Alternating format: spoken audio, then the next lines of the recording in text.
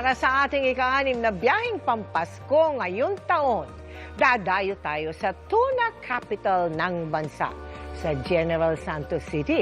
Halos walang tapon po sa tuna. Ultimo balat, ginagawang pika-pika sa mga handaan. Hindi ang pinalagpas ng P-pop boy band na Cloud7. Tara, magbalik-bayan tayo sa pagtutok ni Efren Mamak ng GMA Regional TV. Sa dagat o di kaya sa fishport na, halos umiikot ang pang-araw-araw na buhay ng ilang taga General Santos City o Gensan. Ang lungsod ang largest producer ng dekalidad na canned at fresh tuna sa bansa.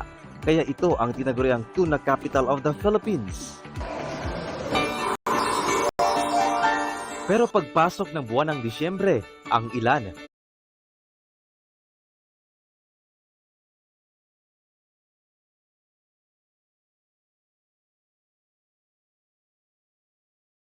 sa Plaza General ang punta.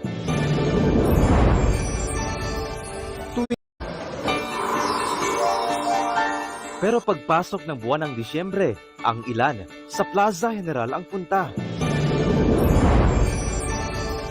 Tuwing unang linggo ng buwan kasi binubuksan ang taunang Paskuhan sa Gensan dito sa Plaza General Santos. Hudyat na ng makulay at masiglang selebrasyon ng Pasko sa syudad. Ang kanilang Christmas lanterns lighting, sinabayan ng engranding Christmas fireworks display.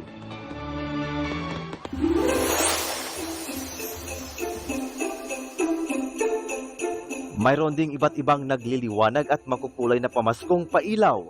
Pero ang talagang atraksyon dito ay ang mga Christmas lanterns display na tila nag-around the world ka. Gawa ito ng 26 barangays sa Gensan. Ang mga display, mga iconic landmarks at attraction sa iba't ibang bansa. Nariyan ang national animal ng Thailand, ang elephant. Buddha ng Myanmar. Christ the Redeemer ng Brazil. Replika ng St. Basil's Cathedral ng Russia. Leaning Tower of Pisa ng Italy. At ang natatanging Christmas lantern na ang disenyo, tuna. Hindi kumpleto ang balikbayan o di kaya'y ang pasyal mo sa Gensan kung hindi makakakain ng iba't ibang putahing tuna.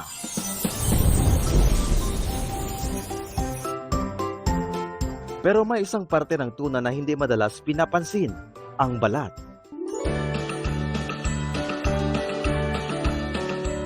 Dati kasi, itinatapon sa dagat dahil sa daming huling isdang tuna. Kaya sina Feli at Chef Carl, naisipan nila itong gawing chicharon na perfect pampika-pika sa mga Christmas party o reunion at pampasalubong na rin. Una, hugasan ng tubig ang balat nito. Tanggalin ang laman at kaliskis. Tita Feli, ano yung parang sikreto para mas masarap yung mga niluluto ng pagkain tulad ng tuna chicharon? Actually, ang sikreto talaga ng isang chef, no, pag nagluluto ng kahit na anong lulutuin, is yung passion mo of cooking and of course with love.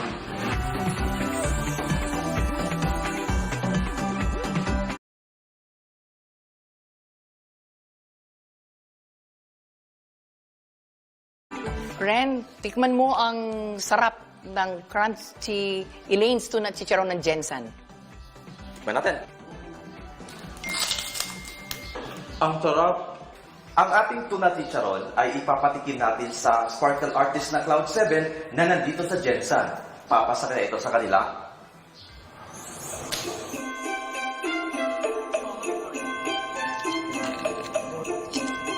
Tila pasado sa panlasa ni na Lucas, Johan, Egypt, Cairo, Migs, PJ, and Fian ng youngest P-pop group na Cloud7 ang lasa ng tuna chicharon.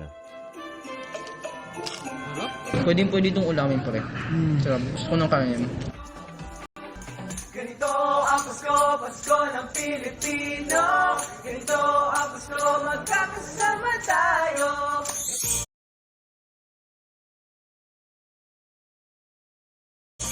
Para sa Balikbayan Paskong Pinoy 2025,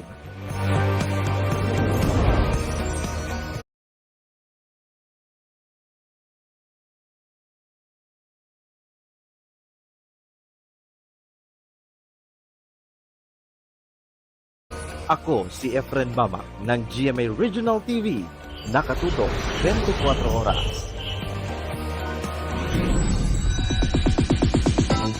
Si Efren Bama ng GMA Regional TV, nakatutok 24 oras.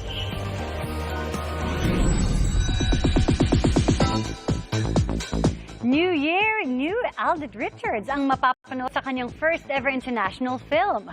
Ang role, first time gagawa ni Alden at malayo sa nakasanayang good boy image niya. Makichika kay Athena Imperial. Action hero, bayani, at romantic lead. Ilan lang yan sa roles na nampana ni Asia's multimedia star Alden Richards sa 15 taon niya sa showbiz industry. Pero ang ating kinasanayang good boy image ni Alden, babaguhin sa una niyang international film. Dito, kontrabida ang kapuso star. It was never a hard decision for me to play because antagonist role. Kasi po, parang I've been playing yun nga po, bida for the longest time, for over a decade in my career. And, you know, the hunger for learning as an actor has always been there. So I really wanted to like venture on something that I've never done before. There's a lot of stunt preps. So I think that really contributed on how I was able to like make John Lynch full circle. Co-star Alden sa pelikula si Max Collins na ipinagmalaki ang transition ni Alden mula leading man to kontrabida. We love Alden. He's always so sweet, but just to see him as a total bad boy was like amazing sexy. It's a sexy thing of Alden. Guys, he should do it more. I think that would be great. Makakasama rin nila ang international action actors na sina American actress and singer Catherine McNamara at actor na si Byron Mann. Pinuri ng dalawa ang acting skills ni Alden. I had no idea that he never played an antagonist until today because he's so fantastic in the film. I'm begging to do a film with him where we don't have to hate each other. Well, I just met him for the first time on set, kind of, right? So, and he was supposed to be the big villain in the movie. I just assumed that he was a bad man in real life. Executive producer din si Alden ng character-driven action film na pinagbibidahan ng English action actor na si Luke Boss. There has not much of films that's shown globally and internationally that the full setting was shot here in the Philippines. Filipinos can be proud of and they can say, wow, this is shot in the Philippines. Ilalabas abroad at sa Pilipinas ang pelikula sa susunod na taon. Athena Imperial updated sa Showbiz Happenings. Exciting yan. At yan ang mga buena mano kong chika this Monday night. Ako po si Iya Arellano. Miss Mel, Miss Vicky, Emil. Thanks, Iya. Salamat, Iya. Thanks, Iya. At yan ang mga balita ngayong Lunes. Mga kapuso, 3 araw na lang Pasko na. Ako po si Mel Tiangco. Ako naman po si Vicky Morales para sa mas malaking misyon. Para sa mas malawak na paglilingkod sa bayan, ako po si Emil Sumangyo. Mula sa GMA Integrated News, ng News Authority ng Pino. Nakatuto kami 24 oras.